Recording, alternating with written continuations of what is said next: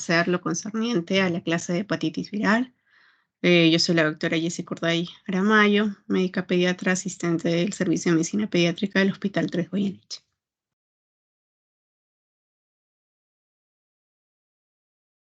Para esto, pues el objetivo de esta clase es que ustedes tengan los conocimientos científicos actualizados sobre la hepatitis, incluyendo lo concerniente a epidemiología, fisiopatología, cuadro clínico, que sean capaces de realizar el diagnóstico diferencial, tratamiento adecuado, que puedan adquirir las habilidades y destrezas para, en el caso de prevención, pues hacer las prevenciones adecuadas y oportunas, incluyendo a la familia como eje primario, y que por ahí se desarrolle el espíritu investigativo sobre el tema.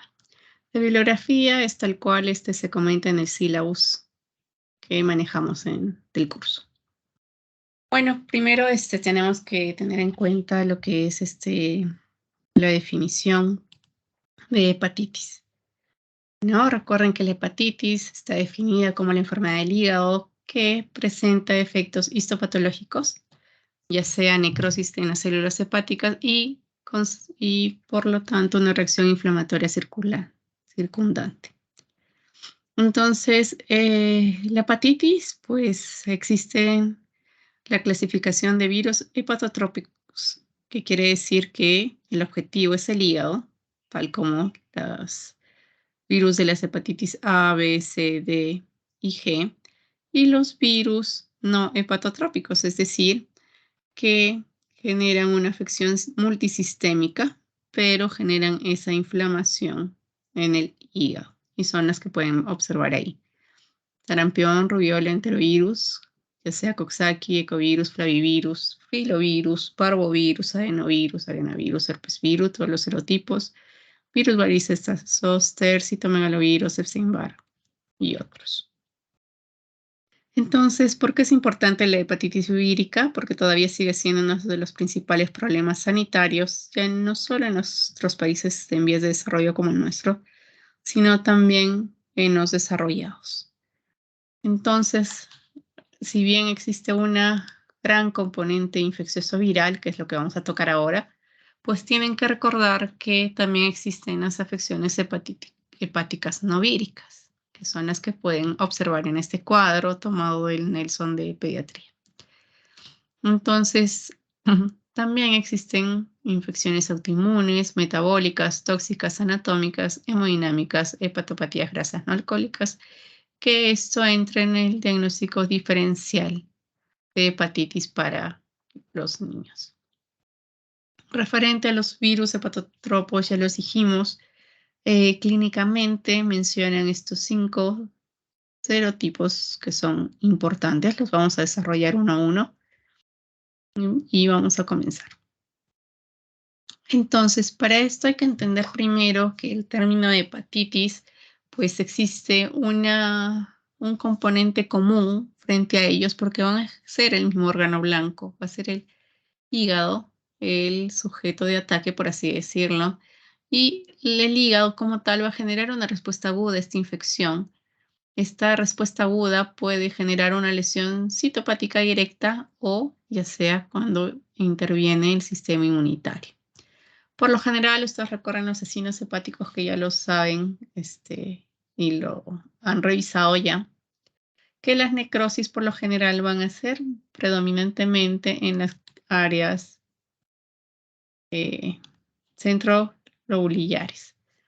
Y en las periportales, las que están al otro lado, pues van a predominar la reacción inflamatoria mixta y sin embargo también van a afectar a los lobulillos. Si bien la arquitectura como tal del lobulillo va a permanecer intacta, va a existir una hiperplasia en todo lo que son las células de Kupffer, ya en los sinusoides hepáticos. Una vez que tienen la afección aguda y no ha ido a la cronicidad, pues el hígado retornaría en morfología normal aproximadamente en 3 meses desde el comienzo de la infección aguda. Obviamente, si ya estamos frente a lo que es la infección crónica, pues lamentablemente en las áreas periportales principalmente van a generarse estas zonas de infiltrados inflamatorios generando a la larga fibrosis y ustedes saben que la fibrosis va a llevar a una cicatrización cicatrización progresiva y fibrosis, ¿no? Entonces, en esta fase infecciosa aguda hay que recordar que también van a existir perfiles bioquímicos comunes a todos estos tipos de virus. Entonces, ¿qué podemos decir sobre la lesión citopática? Principalmente se va a elevar la alaninotransferasa y también la aspartatotransferasa. Esta magnitud de elevación de las enzimas no se va a correlacionar con la extensión de la necrosis que exista. Entonces, no va a haber ese escaso, no va a haber una relación con el pronóstico, porque esto nos va a decir solo el daño que existe. Y así como se elevan, quien más tiende a regularizarse primero es la bilirrubina. Ahora, cuando estas aminotransferasas van a disminuir rápidamente, probablemente no es signo de buen pronóstico, sino al contrario, de un mal desenlace. Pero para esto tienen que evaluar ustedes cómo están las bilirrubinas totales y el TP. Obviamente, si la bilirrubina total está elevada, tu TP está prolongado y tus aminotransferasas disminuidas, de repente estás frente a una lesión hepática masiva que te podría conllevar a una insuficiencia hepática aguda.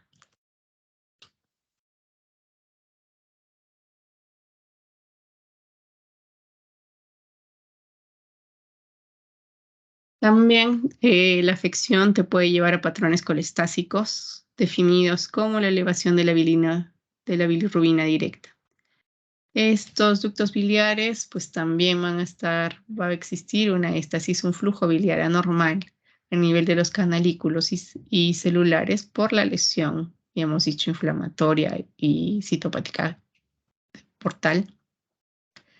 Y entonces uno puede estar frente a ellos y yo lo voy a traducir laboratorialmente, de repente pidiendo fosfatasa alcalina, la 5-alfa-nucleotidasa y la gamma-glutamil transpeptidasa, que son marcadores para esta etapa.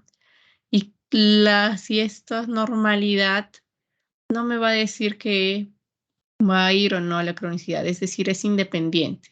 La ausencia no va a excluir la progresión a la cronicidad, ya sea en las infecciones con hepatitis B y C. Ya saben que no da esa cronicidad.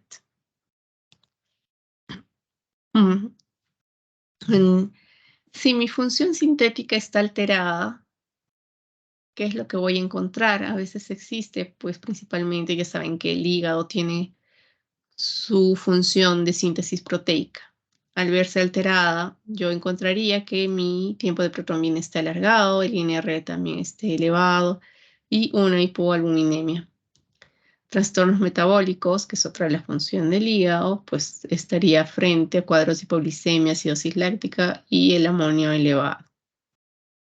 Y mis enzimas, mis mecanismos que se encargan del metabolismo, pues no estarían funcionando bien, por lo cual existiría un aclaramiento defectuoso de los fármacos dependientes de la función hepática como tal. Obviamente, el acúmulo de toxinas y metabolitos no eliminados me llevaría a la progresión de una encefalopatía hepática, reflejado en la alteración de conciencia y pudiendo encontrar de repente los reflejos tendinosos profundos incrementados. Entonces, cuando se ve afectada esta función sintética, estoy frente a una hepatitis grave, que son marcadores de insuficiencia hepática. Y esta disfunción hepática no progresa de forma lineal, sino de forma exponencial. Entonces, estoy frente a un evento adverso grave. ¿Qué es lo que encuentro referente al cuadro clínico en todas estas en esta cuadro de hepatitis? La ictericia clínica, que ya saben que inicialmente comienza por la ictericia escleral y que luego progresa a la piel. Se asume que en promedio yo debería estar viendo la ictericia escleral. En unos libros mencionan a partir de los 5 miligramos y según otra bibliografía hasta 2,5 miligramos. Si el hígado es el órgano blanco en este caso, pues este se verá incrementado, agrandado, hipersensible, doloroso a la palpación, de repente superficial y profundo, dolor a la percusión. Y secundariamente, esplenomegalia y linfadenopatías. Ahora, ¿puedes encontrar signos hepáticos? Pues sí. ¿Por qué? Porque tus mediadores inmunes pueden estar circulando por ahí. Y estos complejos inmunes, a veces este antígeno-anticuerpo, que principalmente con los virus de la hepatitis B y C, pueden generarte exantemas, artritis. Si tú, si tu paciente se encuentra encefalopático y ya con insuficiencia hepática aguda, probablemente encontrarías en él hemorragia, alteración del nivel de conciencia e hiperreflexia. Entonces, ¿cuándo sospechar de tu paciente que tiene una hepatopatía grave? Tendrías que estar buscando por estos signos clínicos orientadores, como la encefalopatía, que existen hemorragias, la ictericia sigue progresando en tu niño. Ya si tú encontraste por ahí hepatomegalia, aparentemente que tu masa hepática disminuye de tamaño, de repente estás frente a una necrosis masiva, ¿no? Y la citis que te hace pensar pues que estás frente a un hipoalbuminemia. Alteraciones bioquímicas, ya hemos dicho, principalmente todas las alteraciones de las funciones sintéticas, como hipoglicemia, que existe acidosis, hiperalbuminemia, trastornos electrolíticos, hiperbilirrubinemia mantenida, una hipoalbuminemia grave, ya saben que es definida principalmente, algunas bibliografías mencionan menos de 2, la prolongación del TPINR que no va a responder a la vitamina K. Y entonces tienes que preguntarte frente a qué etapa de la vida te encuentras para que tú realices los diagnósticos diferenciales correspondientes a cada edad. Entonces, si tú tienes un paciente neonato con hepatopatía y estás sospechando que por ahí no es hepatitis viral, pues tienes que buscar otras, como es otras causas de hiperbilirrubinemia conjugada, por ejemplo, en algún agente bacteriano como el coli, listeria, sífilis, o que sea un virus no hepatotropo. De repente estás frente a enfermedades metabólicas como un déficit alfa-1 alfa-tripsina, fibrosis quística, tirosinemia, o en realidad que estés en causas anatómicas como una atresia de vías biliares, un quiste de colédoco o una colestasis intrahepática. Pero si ya tu niño es marecito, es infante, ya saben, infante definido entre el rango de edad de entre 1 a 3 años, pues tienes que estar excluyendo otras etiologías, como la obstrucción extrahepática. Por ahí hay cálculos biliares, la colangitis esclerosante primaria o patología pancreática. Afecciones inflamatorias como la hepatitis autoinmunitaria, una artritis inflamatoria juvenil, la enfermedad de Kawasaki. Hay disregulaciones inmunitarias, ¿no? Linfocitosis hemofagocítica, trastornos infiltrativos, tumores malignos, toxinas, medicaciones, trastornos metabólicos, Wilson, fibrosis quística, infecciones como Epstein-Barr, varicela, paludismo, leptospirosis y sífilis. Y una vez más, ¿quién te va a ayudar? Como siempre hemos dicho, pues tu buena anamnesis y tu buen examen clínico. Entonces vamos a comenzar desarrollando lo concerniente a lo que es el virus de la hepatitis A. Entonces la hepatitis viral tipo A, pues recordemos que este virus ARN es termoestable y pertenece a la familia de los picornavirus. Se tiene como huéspedes principalmente el ser humano y otros primates. La distribución es mundial, pero en países en vía de desarrollo, pues la prevalencia aumenta. Y recuerden que siempre la transmisión es vía fecal oral. La transmisión perinatal, como mencionan ahí, se va a producir raramente las transmisiones verticales. Y si es que es así, pues tendríamos que estar hablando de administración de inmunoglobulinas en el recién nacido.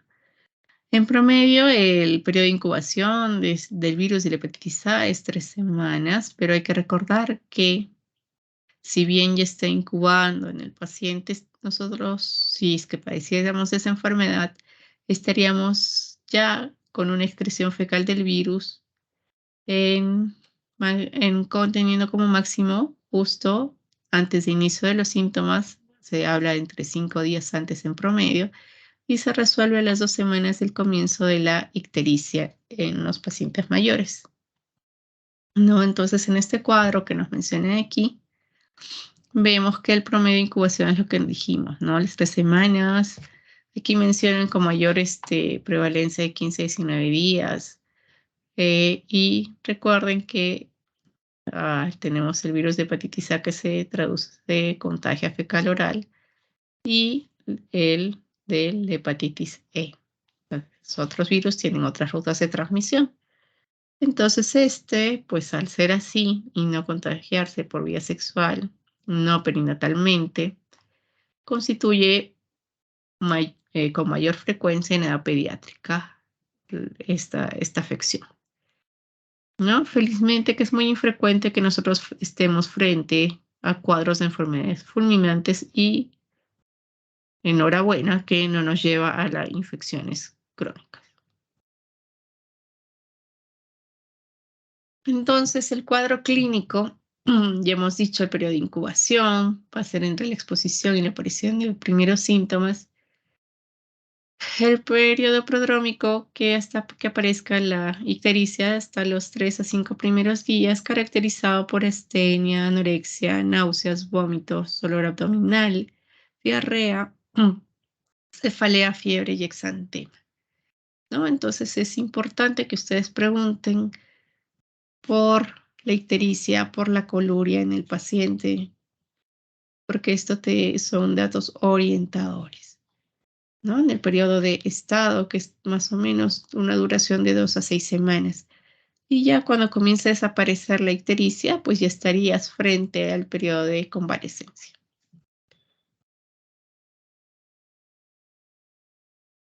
Lo que también tienen que recordar es que la ictericia no es constante en la edad pediátrica. A veces mencionan que podría ser como un cuadro, entre comillas, de una diarrea viral. ¿Qué quiere decir esto? Que nosotros podemos confundir y tratar a nuestro niño como una gastroenteritis aguda y en realidad estamos frente a un cuadro de hepatitis viral. La ictericia no es constante. Entonces, ¿cómo hago mi diagnóstico?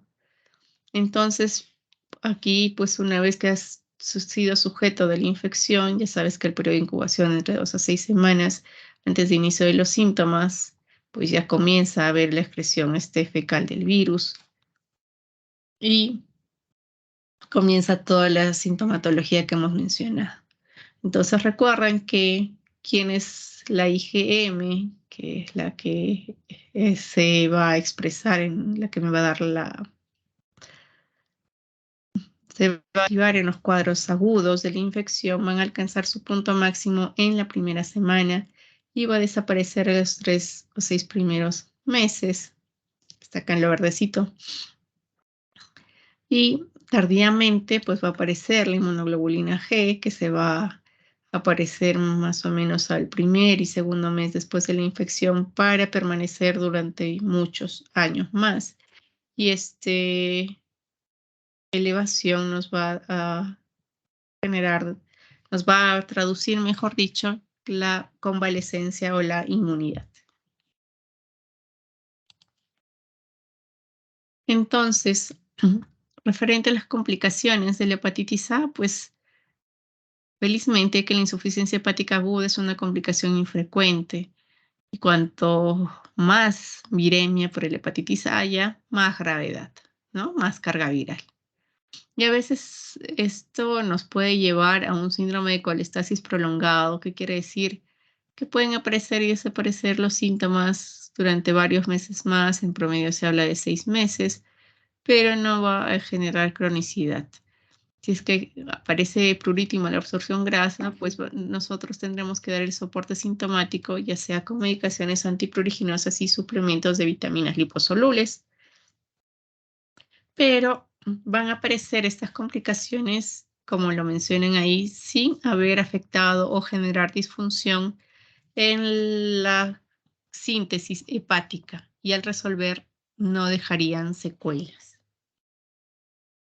Tratamiento, pues no hay tratamiento específico para la hepatitis A, más que todo el soporte, que en realidad es el principal pilar que deberíamos estar soportando al paciente, dando hidratación endovenosa a demanda. Y si requiriésemos agentes antipruriginosos y vitaminas liposolubles, pues estos se dan principalmente cuando existe una forma colestásica prolongada, no rutinariamente. ¿Cómo la prevengo? Pues hay varias estrategias, ¿no? Recuerden que aislamiento, ¿por qué? Porque estos pacientes son contagiosos 2 semanas antes del inicio de los síntomas y 7 días después del comienzo de la ictericia, por los cuales tienen que ser excluidos de la escuela, guarderías, trabajo durante este periodo, porque son, obviamente, pueden contagiar fácilmente y es necesario lavarse cuidadosamente las manos. Si he sido expuesto a la gente y sé que no he sido antes, no me han puesto la vacuna ni me ha dado hepatitis A, pues estaría pensando en recibir inmunoglobulina con una profilaxis pre y post-exposición que me protegería al menos durante 2 meses. Y está pues la vacunación, que es la opción preferida para la profilaxis preexposición. Ya saben que esta se administra en personas sanas mayores de 1 año, 2 dosis, ¿no? Y nosotros adultos pues ya suponemos que ya hemos estado expuestos frente al virus. ¿Cómo lo sabría? Pues pidiendo un IgG de hepatitis A, pero no podría distinguir si es que en el caso tengo dudas si mi mamá me vacunó o fui expuesto a la infección. Pues en realidad, si no consta en algún lado que certifique, probablemente pues he sido expuesto. Referente al virus de la hepatitis B, es un virus ADN, ya saben, familia Panaviridae, que tiene 4 genes constitutivos. La forma de transmisión es por vía parenteral, se encuentra en todos los fluidos corporales, no en la heces, ese no es un mecanismo de transmisión. No se va a diseminar por la lactancia materna, ni por besos, ni por abrazarse, ni por compartir agua o utensilios. Recuerden que si bien sí existe la excreción por todos los líquidos, eh, se podría contagiar a menos que contuviesen sangre adicional. Si es que no, pues la carga viral que se excreta es muy bajita. Entonces, sí tiene su capacidad infecciosa en superficies contaminadas con líquidos, hojas a afeitar, agujas. Y recuerden que si dejamos estos líquidos en temperatura ambiente, pueden infectarte por meses. Y si es que estarían a menos 15 grados, todavía la capacidad infectiva puede durar años. Pero ¿cómo lo inactivo? Con cloro, alcohol, formaldehído y temperaturas a 98 grados por 2 minutos. Entonces, pues esas son las estrategias preventivas, ¿no?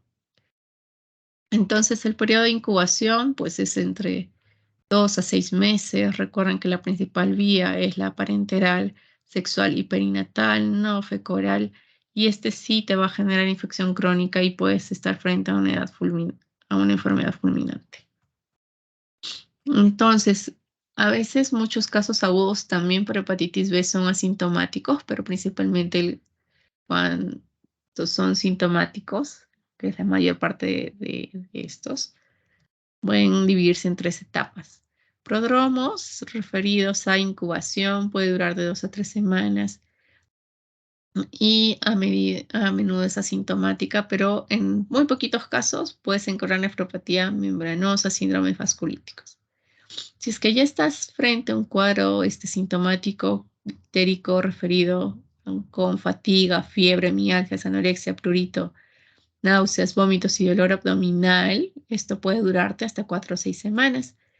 A veces se encuentran que también la piel es afectada cuando encuentras acrodermatitis popular de la infancia, definido como el síndrome de Gianotti-Crosty, ¿no? Que son las papulitas que encuentras principalmente en cara, glúteos, extremidades durante 2 o 3 semanas. Son bien pruriginosas, pero también tienden a resolverse solitos sin intervención. Y a veces se precedidos por linfadenopatías hepatomegales y ocasionalmente esplenomegalia. Y si es que tienes mayores manifestaciones extrahepáticas, a veces los complejos inmunes circulantes del antígeno de superficie, hepatitis B y el antígeno tu anticuerpo, pues están por ahí circulando y se localizan en otros lados y esa es la sintomatología. Y si es que no fuiste a la cronicidad y se resolvió tu cuadro agudo, en promedio se resolvería entre 6 a 8 semanas. Entonces, ¿qué ocurre? Que cuando tú estás afectado por hepatitis B aguda, la gran mayoría pues desarrollará la inmunidad. Sin embargo, un pequeño porcentaje generará esta infección persistente, pudiéndose volver estado de portador o generar una hepatitis crónica, pero miren que los dos podrían desarrollar cirrosis y carcinoma hepatocelular. Obviamente, si estás frente en este pequeño porcentaje que estás ante una hepatitis fulminante, podría provocarte la muerte o que necesitarías un trasplante hepático. Entonces, mientras a más temprana edad uno se ve afecto por esta infección, más riesgo de cronicidad tienen. Miren, al nacer hasta un 90%, y a medida que uno va creciendo, que se dice que en promedio entre 25 a 50% llevará a enfermedad crónica si es que están afectos de entre 1 a 5 años, bajando dramáticamente para que ya en los adultos esta infección crónica llegue a menos del 5%. Entonces, esta cronicidad que te lleve a una cirrosis, a un carcinoma que necesites trasplante, en realidad es algo muy serio, muy grave, por lo cual existen las medidas de salud pública encaminadas en la prevención.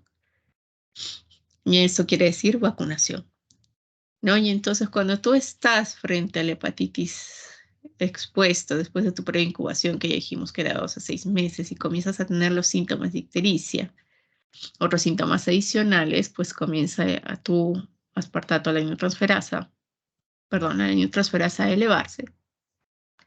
¿Por qué? Porque el virus de hepatitis B está que se replica, entonces ya está comenzando el antígeno, ¿no? El que de replicación, es miles de copias que están ahí, los antígenos de superficie que también están circulando por ahí, estimulando para que tus anticuerpos reaccionen, y entonces se eleva principalmente pues el IgM, el anticorp y también el antígeno de superficie, ¿no? Recuerden que estamos expuestos a los dos. Y entonces, cuando estás en esta exposición y aparecen tus anticuerpos, hay un periodo de ventana, ¿no? Hay un periodo de ventana en la cual tu antígeno de superficie que todavía te está diciendo que estás infectante, para que puede durar entre 1 o 2 semanas, ya comience la generación de tus anticuerpos, ¿no? Que los anticuerpos que ustedes saben que es superficie hepatitis B son los protectores, ¿no? Y esto, ¿qué quiere decir? Que ya estás desarrollando inmunidad durante toda la vida. Pero nunca se olviden que puede existir un periodo ventana en los cuales hay que considerar.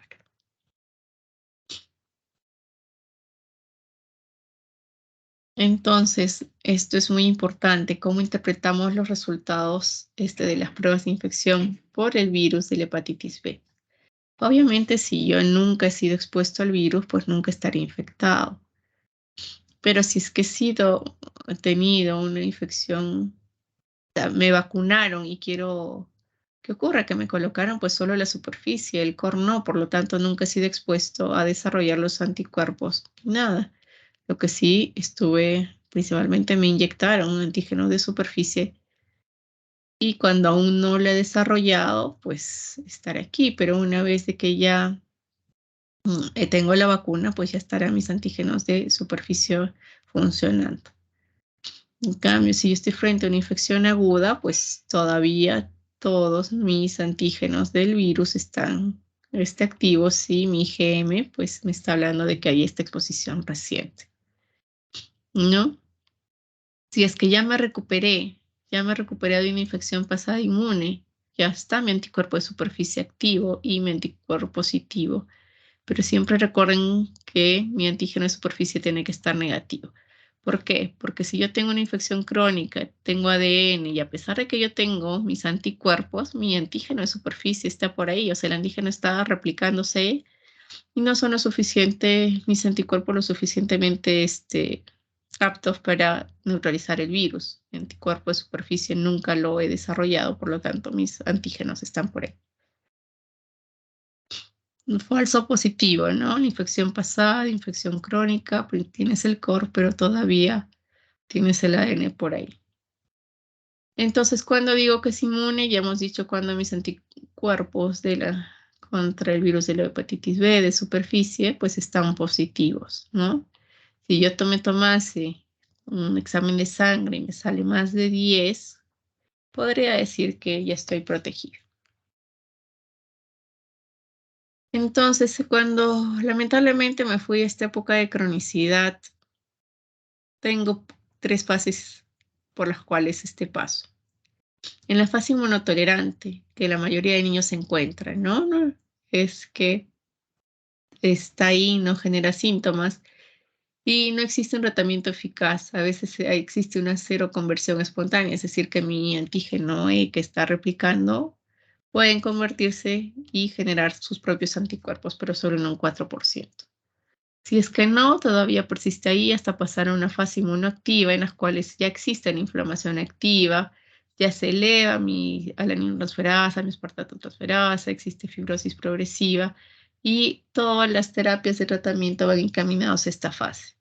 A veces esta seroconversión puede durar muchos años y en los cuales recién podrían aparecer las lesiones significativas del hígado, pero generalmente estas reactivaciones de las infecciones crónicas aparecen en niños inmunosuprimidos o que han sido sujetos a quimioterapias en la mayoría de los casos. Entonces, ¿cuáles son las complicaciones de la hepatitis B? Principalmente lo que es la insuficiencia hepática aguda, como la coagulopatía, encefalopatía y edema cerebral, son lo más frecuente. Ahora, si es que tú lamentablemente tienes una coinfección, una sobreinfección por hepatitis D o estás inmunosuprimido, tu mortalidad se va a incrementar por la agresividad, pues, ¿no? Que tiene el virión de la hepatitis D. Si te llega a una hepatitis crónica, y estarías probablemente con cirrosis, complicaciones de la hepatopatía terminal o carcinoma hepatocelular. ¿Y cuál es la solución? Un trasplante de hígado es el único tratamiento eficaz mientras damos el tratamiento de soporte. Se habla de la glomerulonephritis membranosa, en realidad que es muy raro que aparezca, en los cuales pues este antígeno de replicación E van a aparecer y se van a depositar en los capilares glomerulares y con el depósito del complemento. Tratamiento, pues ya saben que como los otros tipos de hepatitis solo es soporte. En el tratamiento de cuando es infección crónica, todavía está en evolución, no hay ningún fármaco aprobado para que exista la erradicación completa del virus. El tratamiento sugieren que sea individualizado, efectuado bajo la atención de un hepatólogo pediátrico. ¿Con qué objetivo? De reducir esta replicación viral, que exista la seroconversión, que aparezcan tus anticuerpos. Entre ellos se hablan de bastantes antivirales como el interferol alfa 2B, la lamivudina, la defovir, tenofovir, pero todas tienen los cuidados del caso y solo está indicado en los pacientes con forma inmunoactiva porque hemos dicho que la forma inmunotolerante todavía no hay tratamiento. Profilaxis, pues el cribado en mujeres embarazadas, colocación de inmunoglobulina hiperinmune sobre hepatitis B, la vacuna, y si circunstancias específicas darías inmunoglobulina, ¿no? Después de la exposición. Y ya saben que también va a proporcionar esta protección temporal de 3 a 6 meses. Entonces, como hemos dicho, con este gran riesgo de cronicidad y todo lo que te puede llevar, pues existe la hepatitis B de monodosis que se aplica en el recién nacido las primeras 12 horas de vida y luego aparecen en nuestros esquemas regulares de vacunación a los 2, a los 4 y a los 6 meses que forman parte de la pentavalente, ¿no? Entonces recuerden que por eso es la importancia que nosotros tenemos que cumplir con el esquema regular de vacunación. El pronóstico después de una infección aguda pues es favorable a pesar de que tú tengas riesgo de insuficiencia hepática aguda. Y siempre va a existir el riesgo de desarrollo de una infección crónica que te podría llevar a lo que dijimos, a la cirrosis y al cáncer hepatocelular. Pero si tú estás vacunado y todo, pues obviamente esas complicaciones las evitarías. Sobre el virus de la hepatitis C, ya saben que también es ARN monocatenario, es parte de la familia Flaviviridae, tiene 6 genotipos, hay muchos subtipos y varios también especies que de acuerdo a ello pues va a existir la variabilidad clínica y la respuesta al tratamiento. Se dice que más frecuente es el genotipo 1B, pero lamentablemente ese es el más agresivo y va a responder menos al tratamiento. Entonces, periodo de incubación, como lo mencionan también, de 14 a 160 días. La transmisión es parenteral. Es infrecuente la transmisión por vía sexual y perinatal, pero sí existe el riesgo que te lleva a la infección crónica y muy infrecuente la enfermedad fulminante. Entonces, la seroprevalencia, felizmente, que en menores de 11 años es 0,2%, 0,4% en niños mayores. Y se transmite principalmente por transmisión perinatal, es la más prevalente. Si es que yo he sido sujeto a transmisión, miren el riesgo, en realidad es súper bajo por cada unidad transfundida en una unidad de donante, pues tamizada y hecho con los controles respectivos. ¿No? Entonces, esa transmisión perinatal se dice que es hasta un 5% vertical en las madres que tienen virémicas y obviamente si están coinfectados por HIV y tienen sus títulos de viremia elevada, pues pueden aumentar esta tasa de transmisión hasta un 20%. Entonces, la incubación en promedio 7 a 9 semanas, el intervalo de hasta 2 años, perdón, hasta 24 semanas, hasta 6 meses. Una enfermedad aguda, felizmente, que va a ser la menos grave de todas las infecciones y es un cuadro leve, es insidioso, pero ¿cuál es el problema? La cronicidad, la infección que te puede llevar. Y por lo general puedes tener esta infección crónica que va a ser a veces clínicamente silente, no la vas a sentir, por esos síntomas más menos, hasta que tú desarrolles alguna complicación. Y entonces tus niveles séricos de aminotransferasas van a estar fluctuando, a veces son normal, pero siempre vas a tener inflamación histológica. Y te llevará a una fibrosis hepática en los próximos años, pero en edad pediátrica es raro. Y el patrón de la lesión hepática, pues no lo vas a distinguir frente a los otros virus. Igual aparecerán tus anticuerpos protectores y bajará pues lo que es la replicación. Pero ¿qué ocurre, no? Entonces, tu anticuerpo de hepatitis B no es protector, no te va a conferir la inmunidad y aparece al igual que el virus. Entonces, estos niveles, como están aquí, de aminotransferasas, pueden fluctuar en el tiempo y no se van a correlacionar con el grado de fibrosis. Entonces, ya tendrías que recurrir a elastografía por ecografía o resonancia magnética para ver cuánta fibrosis existe en tu hígado y disminuir la necesidad de biopsia. ¿No? Antes era indicativo la biopsia, pero felizmente que han salido otros métodos no invasivos. Entonces, el riesgo también de la hepatitis C aguda, ¿cuál es? Una insuficiencia hepática aguda fulminante. Se dice que es mayor que en todos los virus de la hepatitis, aproximadamente en un 85%. Los niños tienen una mayor tasa de eliminación espontánea que los adultos hasta los 49 años, hasta el 45% hacia los 19 años, ¿no? Entonces, si estás aquí, pues lo erradicaste hasta un 40%, pero esta infección persistente puedes tener, como ya hemos dicho, niveles normales y que a la larga, en todos los casos, ya se llegará a la cirrosis, cirrosis secundariamente la muerte, un trasplante o carcinoma. No hay vacuna, también hay tratamientos antivirales aprobados para el FDA, como el PEG-interferón, el interferón alfa-2 beta, la ribavirina, por lo general en niños mayores de 3 años con hepatitis C. Pronóstico: una vez que tú identificas la infección de hepatitis C, todos los pacientes debes hacer escribado anualmente con tu ecografía, con tu alfa-fetoproteína. ¿Para qué? Para detectar si es que hay carcinoma hepatocelular o si es que existe alguna hepatopatía. Entonces, ¿tú qué tienes que también hacerlo? Vacunarlo frente a la hepatitis A y la B. ¿Para qué? Para que no exista esa sobreinfección y mayor riesgo de padecer insuficiencia hepática grave.